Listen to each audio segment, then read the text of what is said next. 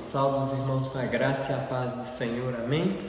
Vamos dar início à nossa escola bíblica dominical lendo o texto base da nossa revista, da lição de hoje, que é o Salmo 145, dos versículos 8 até o 16, amém?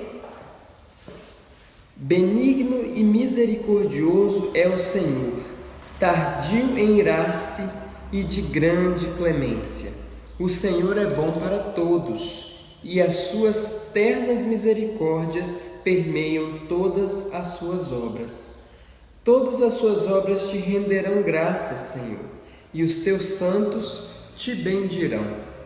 Falarão da glória do teu reino e confessarão o teu poder, para que aos filhos dos homens se façam notórios os teus poderosos feitos, e a glória e a majestade do teu reino.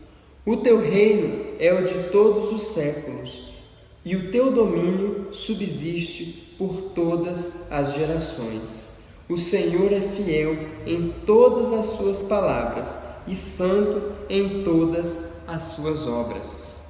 O Senhor sustém os que vacilam e apruma todos os prostrados. Em ti esperam os olhos de todos, e tu, a seu tempo, lhes dás alimento. Abres a mão e satisfazes de benevolência a todo vivente. Amém, irmãos? Vamos fazer uma oração nesse momento para que possamos ir para o momento de louvor. Amém? Senhor Deus e nosso Pai, nós entramos em Tua presença para entregar nas Tuas mãos esse momento de escola bíblica dominical, que o Senhor possa abrir os nossos corações para que possamos orar ao Teu nome, louvar o Teu nome, Senhor, e aprender mais da Tua palavra.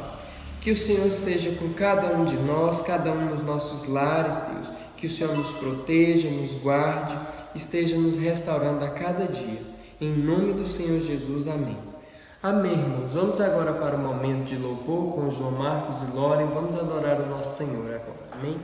Bom dia, igreja. Bom dia. Tudo bem com vocês? Espero que a graça de Deus tenha alcançado a cada um dos senhores.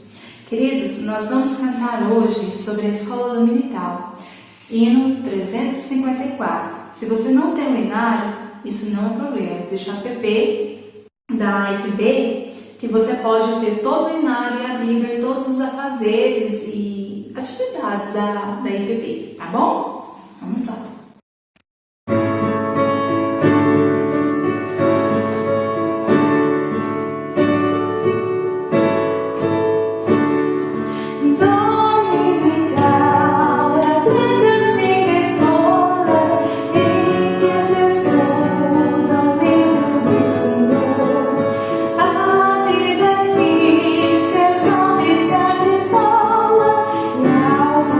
Seu real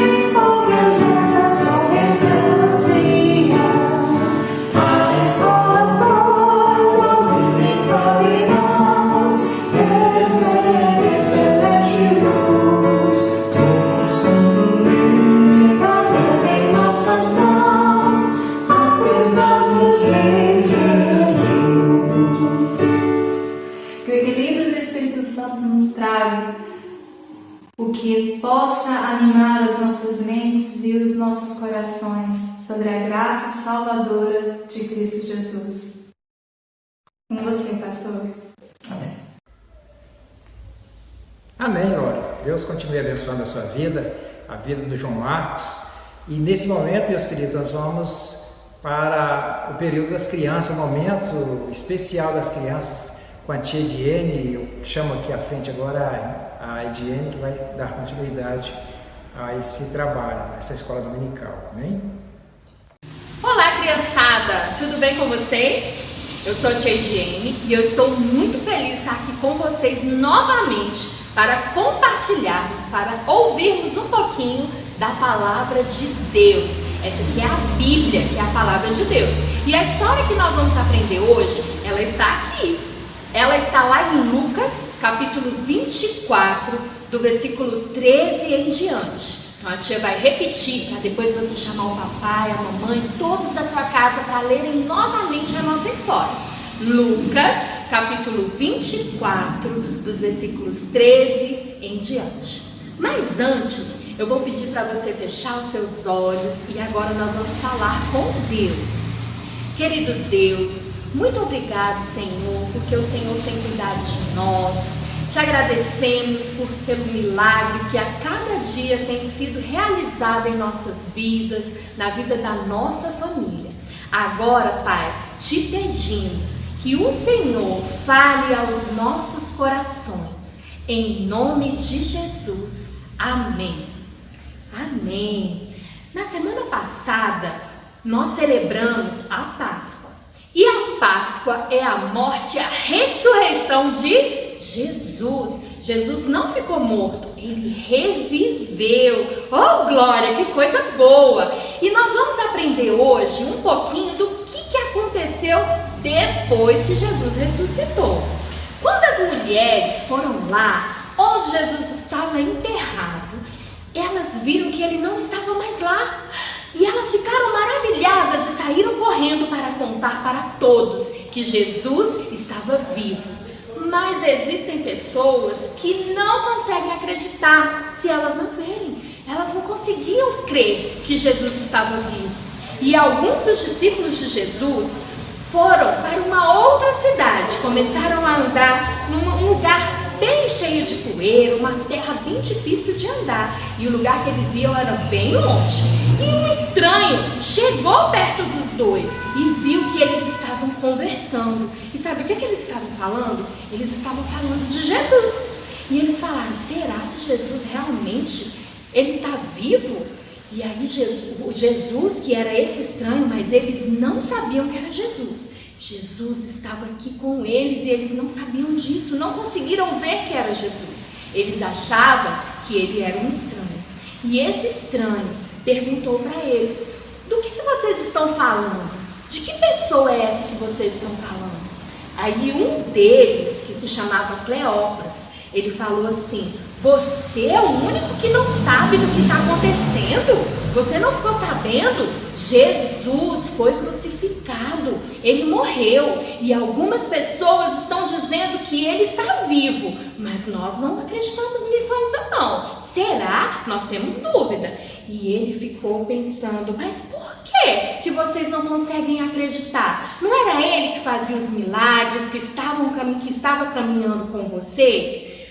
Aí eles foram passeando e falando sobre toda essa história. Quando chegou lá perto da casa deles, eles viram que já estava quase escurecendo, o dia já estava acabando e ficaram sem graça de deixar esse estranho andar sozinho. E falou, por que você não fica aqui com a gente na nossa casa? Já é tarde, vamos ficar aqui conosco? E o estranho entrou na casa deles. E eles estavam lá com o pão, com o seu lanche. E o estranho pegou o pão e agradeceu a Deus. Nesse momento, todos os dois perceberam que aquele estranho era Jesus. Jesus estava ali com ele. Jesus ressuscitou. E eles ficaram maravilhados de ver que Jesus realmente estava vivo. E a Bíblia diz que Jesus, depois desse momento, ele saiu dali, ele sumiu. E eles ficaram, para onde será que ele foi?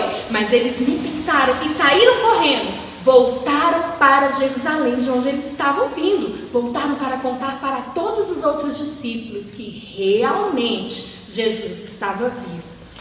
E quando eles estavam lá contando, quem apareceu? Jesus. Jesus apareceu para os outros discípulos. E todos ficaram assustados. Olharam e falaram: será se é Jesus mesmo? Parece um fantasma. Porque eles ainda estavam com dúvida. E aí Jesus falou: vocês não acreditam? Venham, toque, peguem nos meus pés, peguem nas minhas mãos. Sou eu, Jesus. E todos foram lá para ver que realmente Jesus estava vivo. E aí, um dos discípulos, que se chamava Tomé, ele tinha uma fé bem pequena. Ele só acreditava naquelas coisas que ele via, que ele pegava. E ele falou: eu preciso pegar, eu preciso sentir se realmente é Jesus. E Jesus foi lá, e mostrou para Tomé: olha aqui a minha mão, olha aqui, não fui eu que fui crucificado? Eu morri, mas agora eu estou vivo. E Tomé viu e acreditou, mas ele acreditou somente depois que viu Jesus. E depois a Bíblia diz que Jesus foi lá, para uma multidão e se identificou e falou para que todos tivessem paz, que ele ia preparar um lugar lindo para todos nós. E aí Jesus foi para o céu. Será que lugar é esse? Que lugar é esse que Jesus está preparando para nós? Olha que lugar lindo. Que lugar é esse?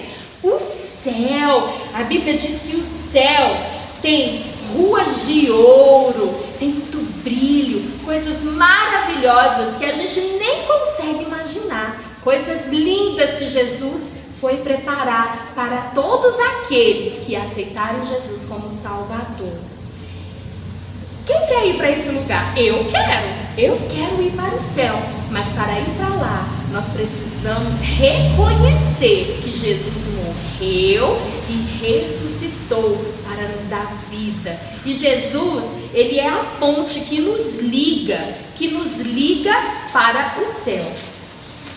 Olha só o nosso coração. O nosso coração, ele tem que estar assim.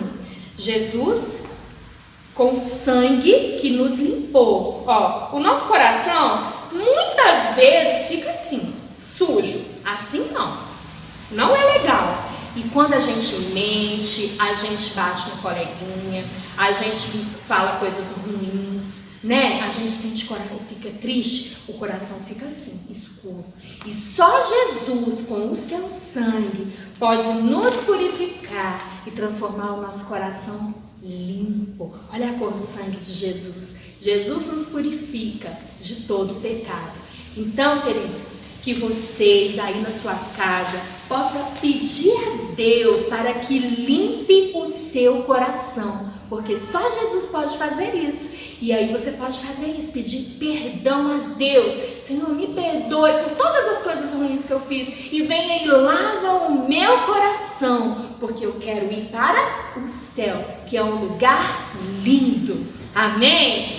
E eu queria hoje, para encerrar, cantar com vocês. E aí, ó, fique em pé aí onde você está, na sua casa, chame toda a família. Vamos louvar ao Senhor, porque nós temos motivos para ficar feliz.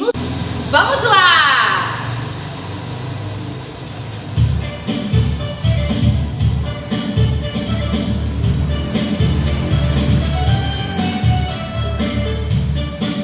Vamos começar com a música do sabão, hein? Canta bem forte aí na sua casa. O sabão lava meu rostinho, lava meu pezinho, lava minha mão. Mas Jesus, pra me deixar limpinho, quer lavar meu coração. Quanto mal faz uma manchinha, eu sei muito bem quem pode me limpar. É Jesus, dele eu não escondo nada, tudo ele pode apagar. Agora a gente vai cantar uma música que fala de coisas que a gente pode fazer e outras que não podem. Presta atenção.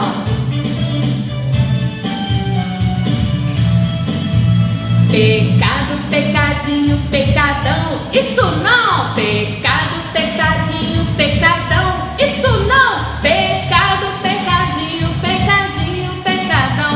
Isso não entra no meu coração.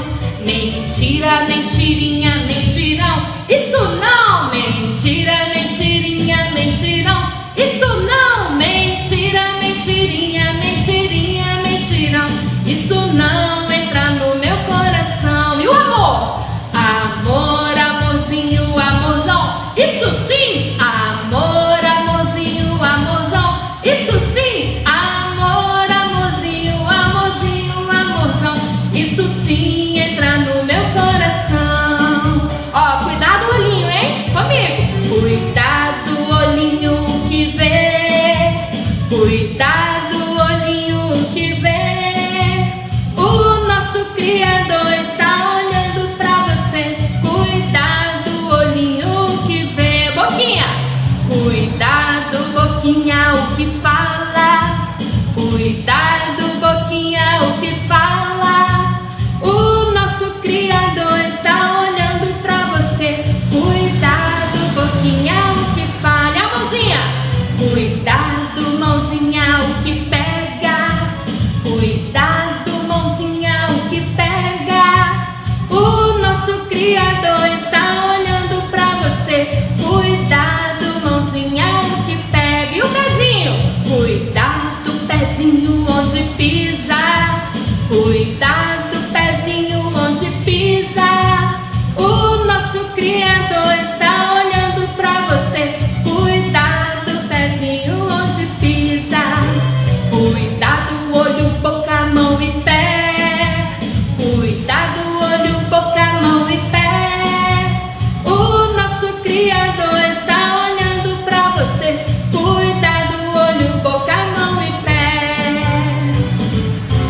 Ó, 3 palavrinhas. 3 palavrinhas só.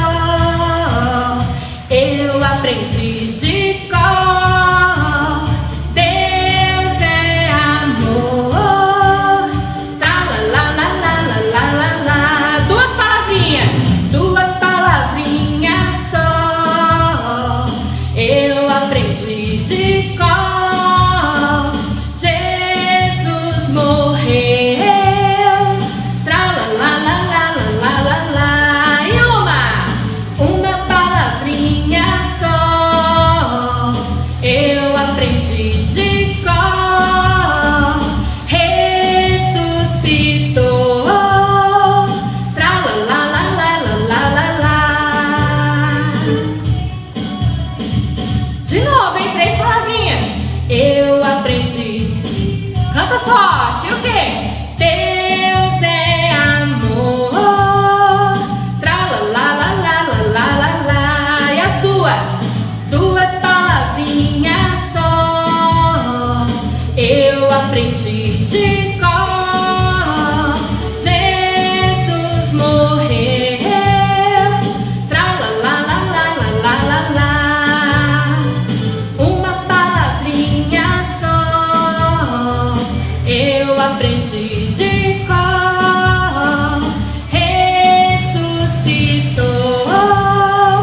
Tra la la la la la la la.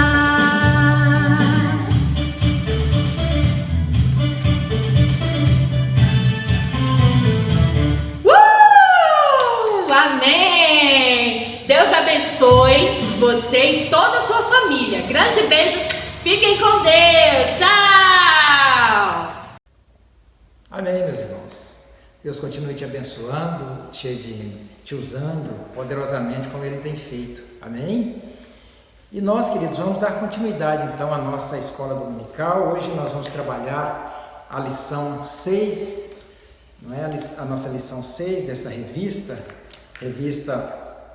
O Cristão e a Cultura. E o título dessa nossa aula é Cristo a Chave para a Cultura.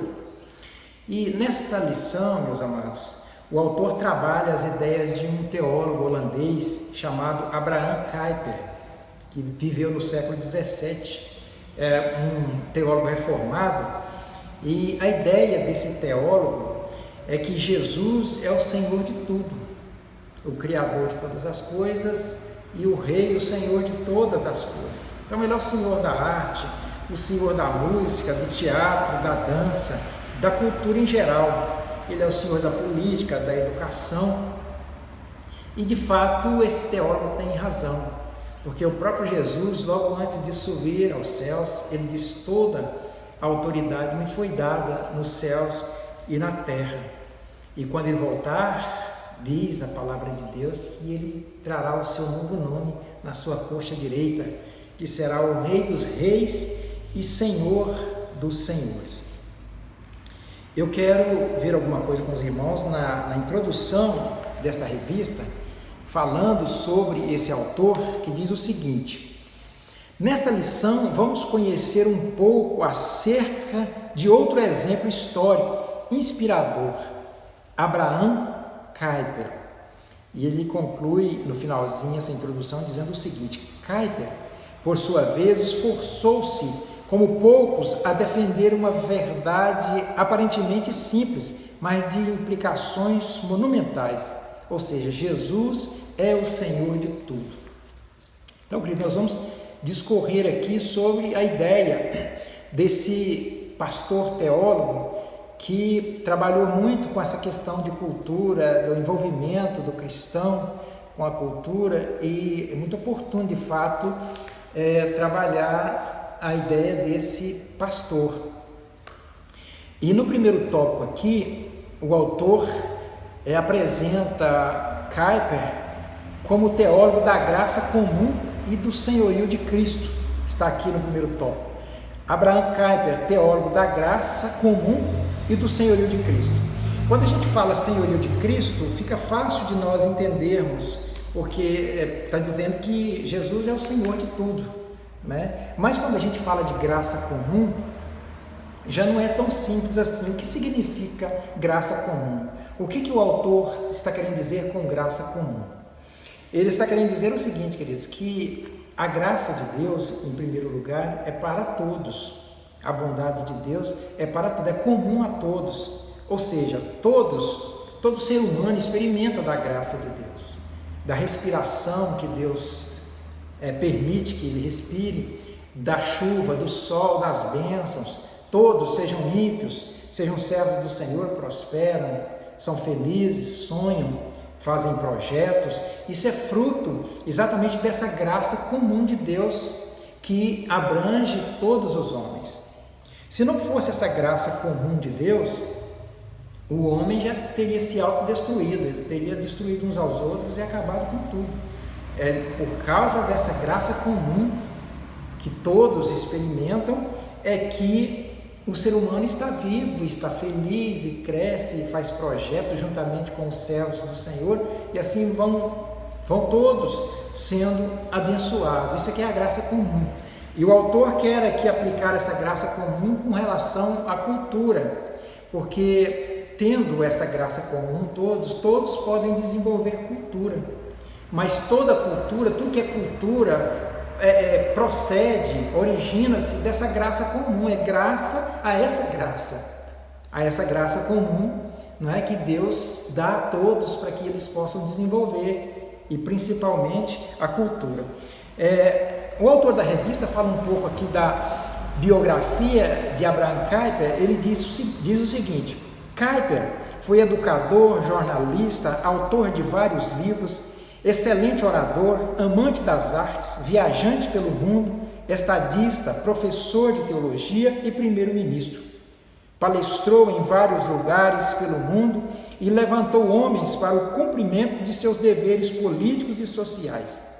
Em sua aula inaugural, por ocasião da fundação da Universidade Livre de Amsterdã, em 1880, Kuyper lançou o seu maior conceito ao mundo.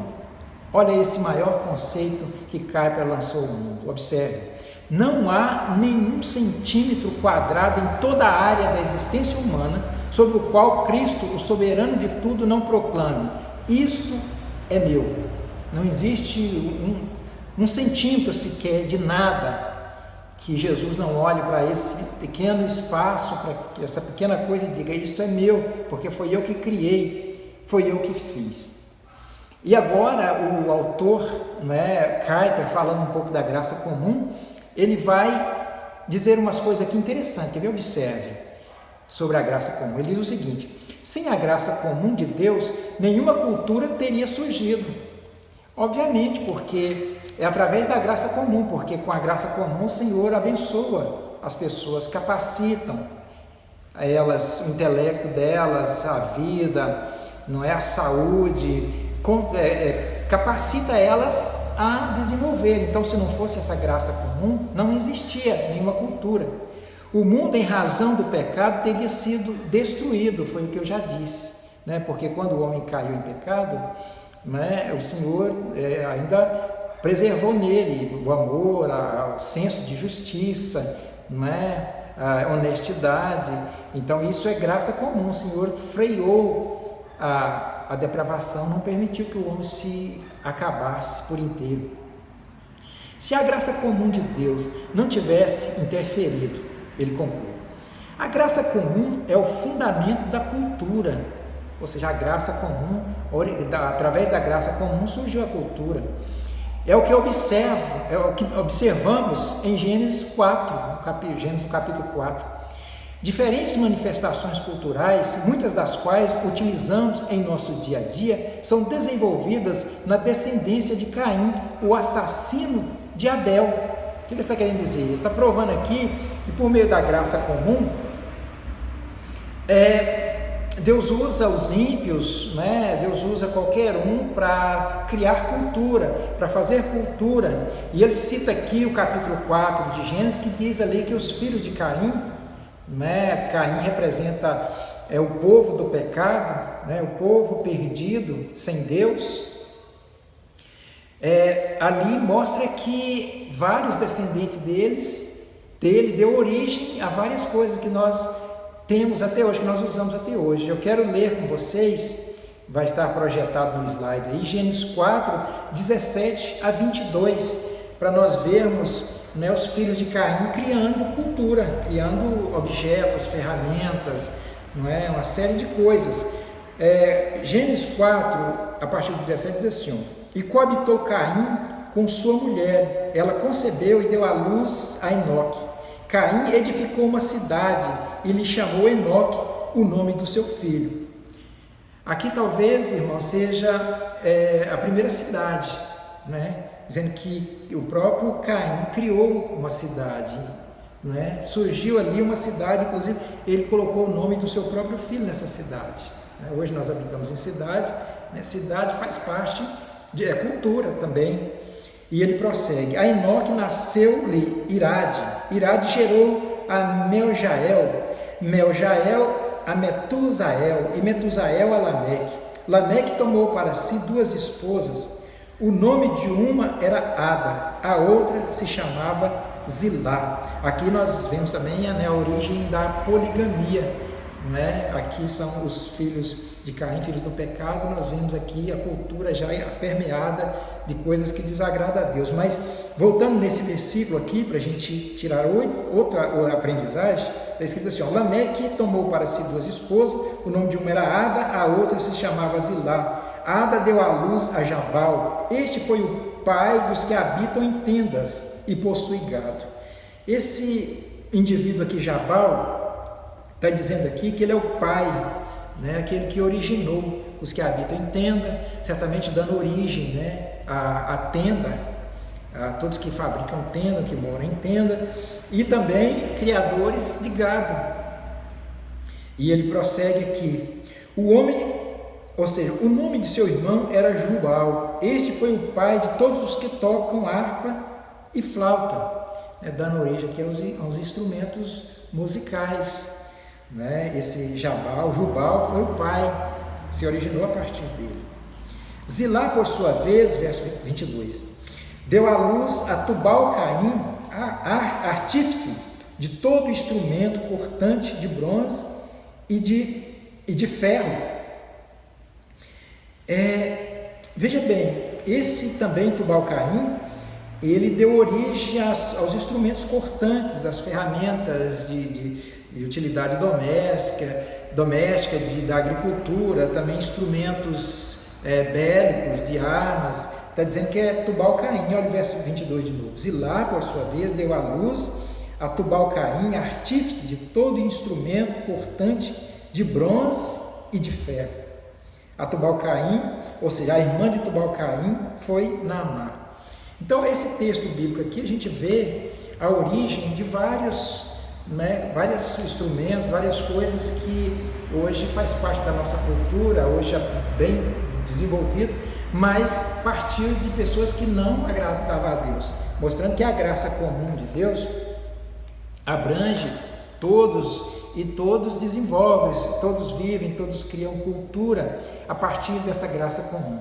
E lembrando também, queridos, que por causa de que nem todos que têm a graça comum, têm a graça específica, que é a graça da salvação, a cultura, ela não é uma cultura pura, ela é permeada, de tantas coisas que desagradam a Deus, porque todos, a cultura é livre, todos produz cultura.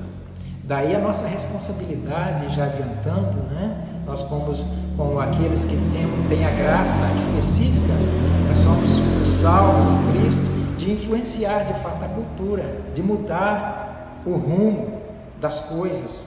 Então a nossa parte é responsável, porque todos podem criar cultura, mas nós podemos, como servos do Senhor, temos o discernimento, conhecemos a palavra, podemos atuar e devemos atuar nesse sentido. E o autor prossegue aqui: essa graça é chamada comum porque é dada tanto ao crente quanto ao descrente. E ele cita um texto aqui de Mateus 5,45, onde diz que, falando da graça comum, Deus falando que Ele manda a sua chuva, o seu sol, para todos. Não tem um grupo específico que Ele abençoa com as suas bênçãos e outro não. A bênção é para todos, para ímpios e para justos. Essa é a graça comum. E é um dos motivos para a preservação de um conhecimento natural de Deus. Por isso o homem, ainda que descrente, tem anseio de justiça e pode fazer atos de bondade, porque a graça comum atua na sua vida. E o autor faz uma observação aqui também, queridos, mais uma observação interessante e que merece a nossa reflexão. Ele diz assim: quanto mais intelectualizada e tecnológica, se referindo à sociedade, vou repetir, quanto mais intelectualizada e tecnológica a sociedade, há a tendência de maior corrupção moral e de um uso desrespeitoso da graça por parte dos não crentes. Não que ele despreze o avanço da tecnologia, se referindo ao crente, e da ciência, mas um progresso que aos poucos caminha para longe de Deus não é progresso. O que o autor está querendo dizer aqui? Ele está querendo dizer que à medida que avança a tecnologia e a ciência, e nós sabemos que isso avança velozmente, a tecnologia, por incrível que pareça, infelizmente, cada vez mais os homens vão se afastando de Deus, vai adquirindo mais conhecimento, dominando mais a tecnologia e deixando Deus de lado. A tecnologia, por exemplo, as pessoas encantadas pela tecnologia, ocupadas ali na criação da tecnologia, ou usufruindo aquilo ali, vai deixando Deus de lado, vai esquecendo das coisas de Deus, da palavra de Deus, a ciência também. À medida que vai aumentando, o homem vai se sentindo mais senhor de si, mais autônomo, que não necessita de Deus, até chegar ao ponto de não mais nem acreditar em Deus. Então a ciência, o avanço científico e tecnológico deveria ser para aproximar o homem mais de Deus, mas infelizmente não é.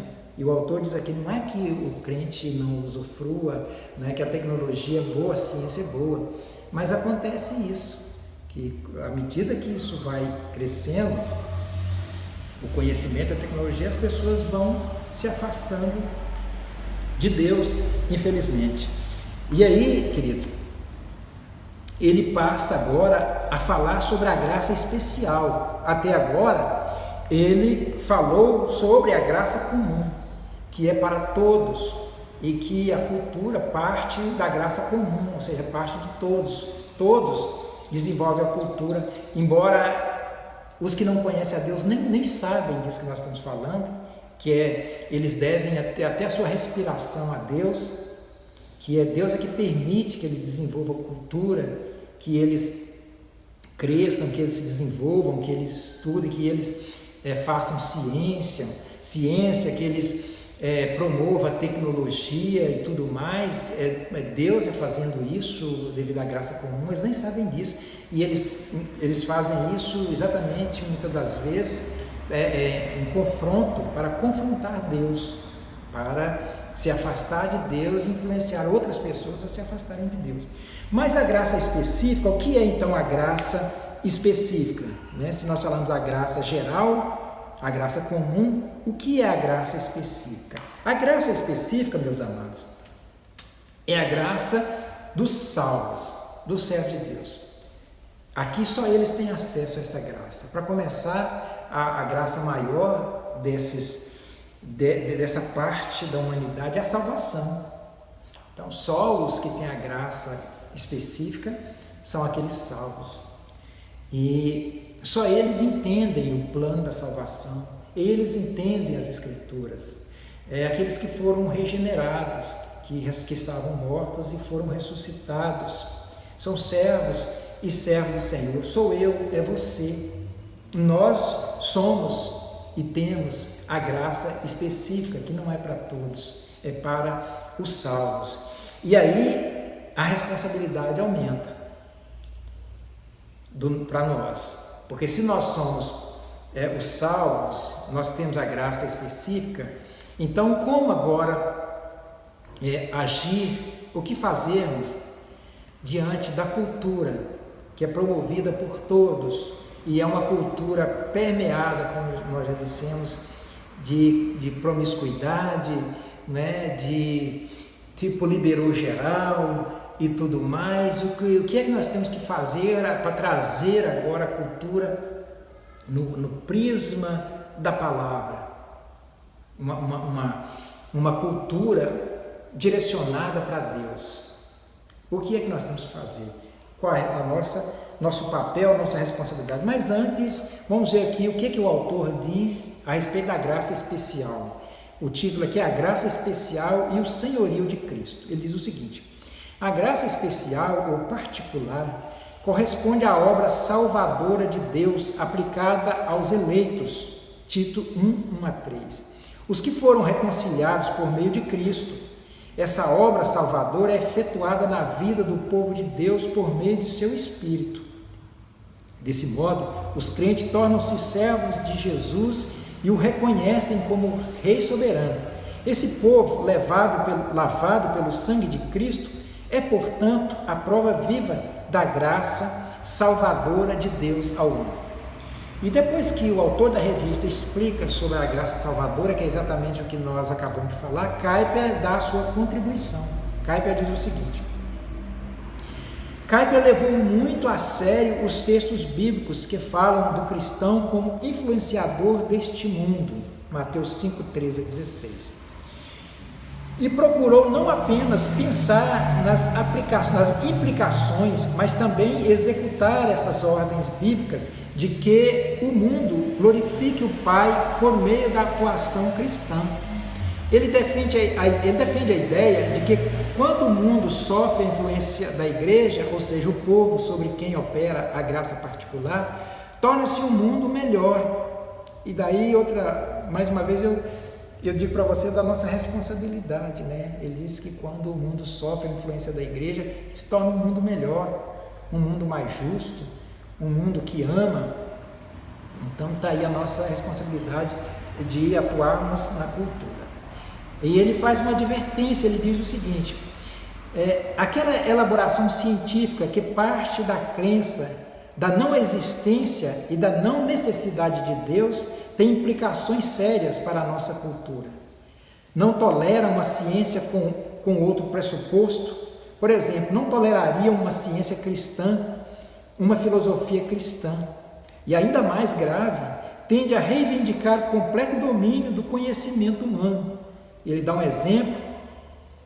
No campo da biologia e das ciências da natureza, o evolucionismo darwiniano é tido como lei e não teoria, o que de fato ou seja, é uma teoria, não é uma lei, pois seus teóricos reivindicam domínio completo, como se não houvesse verdade fora do seu próprio terreno, ou seja, eles se apoderam da graça comum que Deus dá e eles criam uma teoria de falácias, uma teoria falsa, né? O evolucionismo, por exemplo, e eles não abrem, eles dizem que estão com a verdade, eles não aceitam outra verdade, prega a liberdade, mas exatamente eles que não abrem, diz que eles é que são portadores da verdade.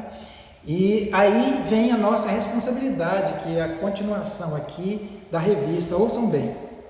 Quando a igreja fica parada, observando o avanço da cultura decaída, que usa a graça comum de Deus para construir um edifício com o intuito de negar e profanar o próprio Deus, mostra com a sua letargia, o crente, mostra com a sua letargia que não crê com honestidade, que seus valores não são tão importantes assim, ou então que nem entendeu direito sua tarefa, ou seja, a tarefa que o autor diz aqui é o mandato cultural, né? Que Deus deu um mandato cultural, que nós devemos criar cultura, nós os servos dele, promover, se envolver na cultura. E ele diz, quando a gente vê tudo isso e não toma nenhuma atitude, cruza os braços diante de ideias, de teorias como essas, né? De a cultura totalmente permeada de maldade, de pecado e tudo mais, e a gente não faz nada, cruza os braços.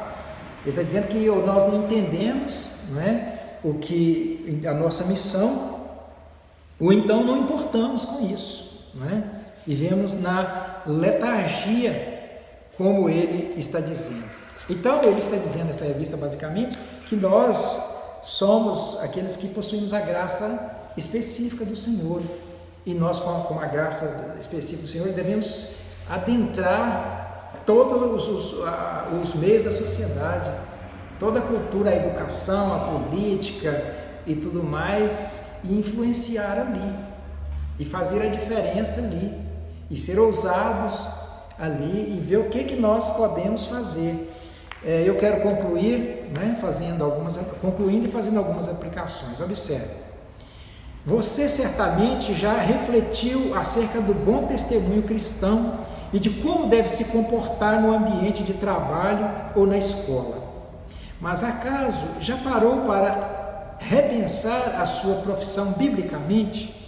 Você já parou para pensar se há a possibilidade de você desenvolver onde você está o seu trabalho de uma forma bíblica, não no sentido simplesmente de ser passivo, dando o seu testemunho e tudo mais, mas influenciando, atuando, tentando mudar os hábitos ali, os costumes ali, tentando implantar os princípios bíblicos dentro do seu ambiente de trabalho? Quais os pressupostos? Em que e como sua profissão pode glorificar a Deus? Tem como você também usar a sua profissão, o seu trabalho ali para a glória de Deus, para ser um testemunho? O que você pode fazer? Você vende churrasquinho, você é médico, você é professor. Como fazer então para o seu trabalho, para que o seu trabalho seja uma glória para Deus, que glorificar a Deus no seu trabalho?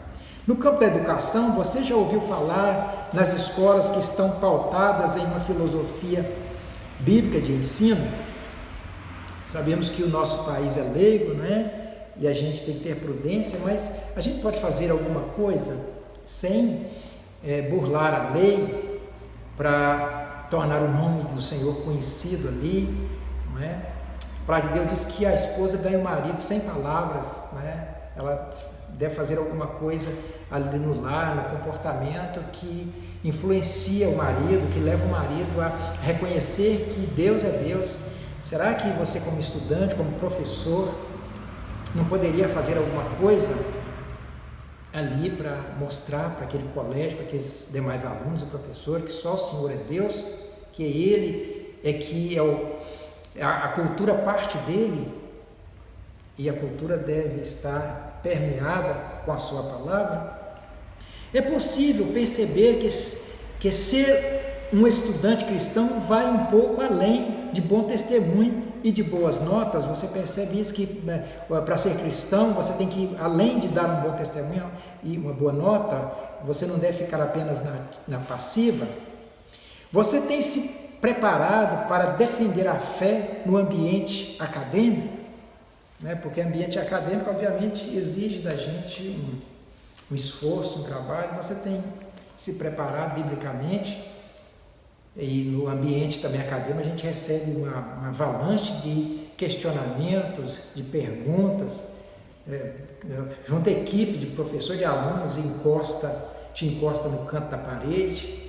Você tem se preparado. A palavra de Deus diz que nós devemos estar preparados para responder à altura a nossa fé. Então, queridos, essa é a aula de hoje, né? Nós falamos sobre a cultura, falamos sobre Kuyper, esse teólogo que influenciou e nos inspira. Os livros desse teólogo são maravilhosos nesse sentido de como agirmos como aqueles que possuem a graça específica do Senhor. O que fazer? Nós que entendemos que o Senhor o Senhor Jesus é Senhor de tudo, é tudo dele, e nós somos os seus embaixadores, representantes aqui na terra. Então ele passa essas mensagens para nós, e é uma aula oportuna, porque essa aula trabalhou um pouco as ideias desse teólogo. Que o Senhor nos abençoe, nos dê um restante de domingo abençoado, queridos. Amém? Amém.